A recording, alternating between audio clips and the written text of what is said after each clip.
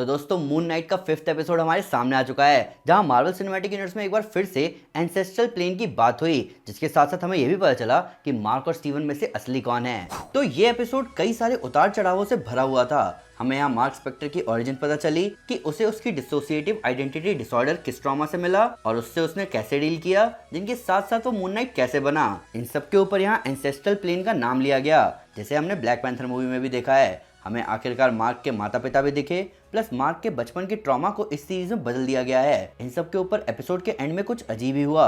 Steven grant mark की identity है, उसकी सोल नहीं, जो वो मर जाएगी। तो आइए इन सब के बारे में डिटेल में बात करते हैं। तो दोस्तों मैं हूं अमन सिन्हा और आज मैं ब्रेक डाउन करने जा रहा हूं मून नाइट के 5th एपिसोड का। तो स्पॉयलर्स का ध्यान रखते हुए चलिए शुरू करते हैं। तो एपिसोड शुरू होता है डॉक्टर हैरो के मार्क से बात करते हुए।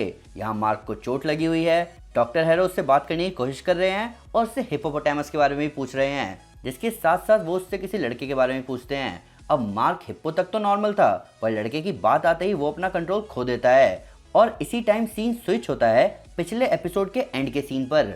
अब यहाँ सीन के स्विच होने का माहौल बहुत अजीब है। मार्क अपनी स्टोरी डॉक्टर हैरो को बता रहा है या स्टीवन को, या स्टीवन और मार्क अपने स्किल्स बैलेंस कर रहे हैं, या फिर मार्क की दूसरी पर्सनैलिटी स्टीवन हैरो को अपनी स्टोरी बता रही है। ये सारे केसेस इस एपिसोड में बहुत कंफ्यूजिंग है। प्लस एक और अजीब बात यहाँ ये हो रही है कि मार्क की चोट स्टोरी बताते बताते गायब भी हो रही है। अब दूसरी तरफ हिप्पोपोटामस टैवरेट, जो कि इजिप्शियन गॉडेस है चाइल्ड बर्थ और फर्टिलिटी की, वो मार्क को बता रही है कि वो सच में मर चुका है और अब उसकी बॉडी डुआट यानी कि इजिप्शियन अंडरवर्ल्ड में है, जहाँ वो उसे आफ्टर लाइफ की तरफ ले जा रही है। यहीं मार्क और स्टीवन के हर्ट बैलेंस भी हो रहे हैं, जहाँ अगर स्केल्स बैलेंस हुए तो वो सुकून के मैदान की तरफ जाएगा, नहीं तो वो दुआत में ही फंस के रह जाएगा। अब टावरेट यहाँ ये भी बता रही है कि कॉन्शियसनेस के कई इंटरसेक्शनल प्लेन एग्जिस्ट करते हैं, जिनमें से एक प्लेन में वो लोग हैं। यही टावरेट एंसेस्ट्रल प्लेन की भी बात करती है। एंसेस्ट्रल प्लेन वही जगह है जहाँ नए black panther heart shaped herb खाकर अपने पिता से मिलने जाते हैं। हमने ये तचाला और किलमॉन्गर दोनों के केस में देखा था। तो यहाँ मार्वल सिनेमैटिक यूनिवर्स इस बात को पक्का कर रहा है कि एंसेस्ट्रल प्लेन इस सिनेमैटिक यूनिवर्स का इंपॉर्टेंट हिस्सा है।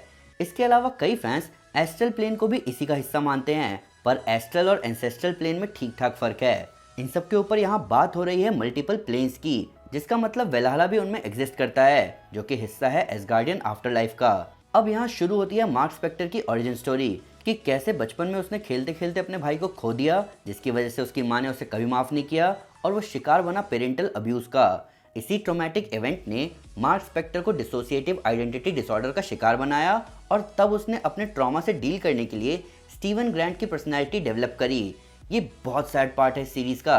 एक आइडेंटिटी सारी प्रॉब्लम्स झेल रही है और दूसरी आइडेंटिटी के लिए सब कुछ ठीक है। हालांकि कॉमिक्स में मार्क का ट्रोमैटिक इवेंट इससे भी बहुत खतरनाक होता है। कॉमिक्स में उसकी माँ नहीं थी, उसे उसके पिता ने ही पाला, जहाँ जब उसे एक फैमिली फ्रेंड की सच्चाई पता चलती है और उसके साथ हुए ट्रोमैटिक एनकाउंटर के बाद mark dissociative identity disorder develop करता है। अब मार्क के भाई के मरने से पहले स्टीवन के पैर के पास कुछ हड्डियां पड़ी होती हैं, जहां हम नोटिस करते हैं कि वो हड्डियां खोंशू के सर जैसी दिख रही हैं। इस बात का क्या मतलब हो सकता है? क्या खोंशू पहले से मार्क पर नजर गड़ाया था? इस बारे में स्टीवन भी खोंशू के टेम्पल में बोलता है कि खोंशू उसका फ़ायदा उठा रहा है। इसके बाद हमें दुआत में बंदर घुसते हुए दिखते हैं। अब किसी ने यहाँ ये नहीं बताया कि बंदर यहाँ क्या कर रहे हैं, पर अनबैलेंस सोल्स अपने समय से पहले दुआत में पहुंच रहे हैं, जिसका मतलब हैरो ने एमिट को आज़ाद कर दिया है। अब टैवरेट यहाँ बोल रही है कि वो खोंशू को आज़ाद करवाने में मार्क की हेल्प करेगी, क्योंकि जिस बॉडी में मार्क वापस जाएगा वो घायल है और उसको हील किया जा सकता है खोंशू की प्रेजेंस में, तभी तो उसे उसका पावरफुल सूट मिलेगा। अब इसके ठीक बाद मार्क वापस डॉक्टर हैरो के ऑफिस में होता है। अब यहाँ ये नहीं समझ आ रहा कि डॉक्टर हैरो मार्क का इलाज कर रहे हैं या टावरेट की स्केल बैलेंस करने वाला पार्ट सच है, क्योंकि मार्क अपने आप को खोल रहा है उसी तरीके से जैसे हैरो उसे बोल रहे हैं। हैरो ने बोला कि उसे स्टीवन को सच बताना होगा और मार्क ऐसा ही कर रहा है, जहां स्टीवन को मार्क बताता है कि वो बस उसकी वो आइडेंटिटी है जिसे वो अपने दुख से दूर रखना चाहता था, जिसे ये भी नहीं पता कि उसकी माँ अब नहीं रही। अब लायला दूसरे एपिसोड में स्टीवन से इस बारे में पूछती है कि क्या उसने अपनी माँ से बात करना फिर से शुरू कर दिया, जिस पे स्टीवन बोलता है हाँ, जबकि स्टीवन अपनी माँ से कभी बात कर ही नहीं रहा था। यहीं अपनी माँ के बारे में पता चलते ही स्टीवन डॉक्टर हैरो के ऑफिस में आ जाता है। ऐसा लग रहा है कि चीज़ें मार्क के दिमाग में हो रही हैं और डॉक्टर हैरो बस उसे गाइड कर रहे हैं ताकि वो ठीक हो जाए और एक नॉर्मल इंसान की तरह बिहेव करने लगे। और एपिसोड के एंड में ऐसा ही होता है। स्टीवन दुआत में गिर जाता है और मार्क का स्केल बैलेंस हो जाता है। ये मोस्ट प्रोबेबली इंडिकेशन है कि मार्क ठीक हो चुका है और ठीक होने के बाद वो वहीं पहुंचता है जहां टावरेट ने उसे कहा था, सुकून के मैदान में। तो ये पूरा एपिसोड मार्क स्पेक्टर की ओरिजिन से ज़्यादा उसका खुद को माफ़ करना और अपनी आइडेंटिटी से खुद को जोड़ना है, और उसने यहाँ वही किया।